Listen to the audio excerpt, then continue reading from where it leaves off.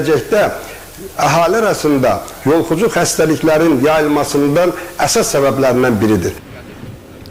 Onu da qeyd etmək yerinə düşər ki, 300 min əhalisi olan bir şəhərdə ADS firması zibilliklərin daşınması ilə məşğul olan yeganə firmadır. Bu işi yerinə yetirmək üçün isə cəmi 8 maşın və 4 əl mexanizmi ilə işləyən zibil daşıyıcı var.